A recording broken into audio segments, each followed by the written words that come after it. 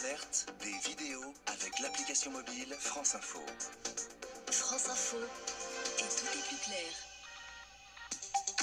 France Info à Saint-Gilles-Croix-de-Vie, 105.5. Et partout dans le monde sur l'appli mobile France Info.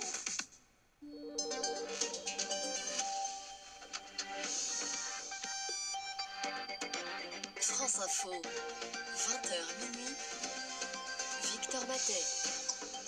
Et ce qu'il faut retenir, les tops, les flops de cette 19e journée de Ligue 1 de football, la dernière avant la trêve hivernale avec Jacques Vendroux. Dans une minute, le temps de faire un tour de l'info, 22h50. Armel Balogog.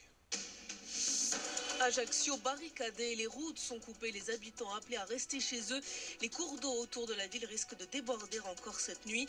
Toute la Corse est en vigilance orange, pluie et inondation. L'aéroport d'Ajaccio est fermé. Air Corsica annule tous ses vols.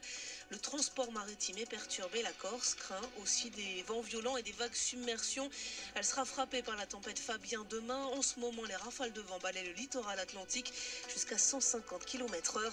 Météo France prévoit de très grosses vagues. Au total, 15 départements sont en vigilance orange. Après 17 jours de grève illimitée contre la réforme des retraites, Emmanuel Macron en dit enfin un mot. Le président estime qu'il est bon de savoir faire trêve. Il appelle chacun à ses responsabilités pour que les Français séparés puissent se retrouver pour Noël. La SNCF fait tout son possible pour acheminer 850 000 voyageurs ce week-end. Mais seulement la moitié des TGV circulent. Encore demain, un TER sur 3. En Ile-de-France, le trafic RATP sera très réduit demain également. Un camouflet pour la mairie de Calais. Elle a pris des arrêtés pour interdire la distribution de repas aux migrants dans certains lieux. Eh bien, le tribunal administratif de Lille vient de la déclarer non compétente pour prendre ce genre de décision.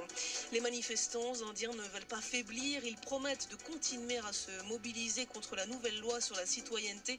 Elle discrimine les réfugiés musulmans selon eux.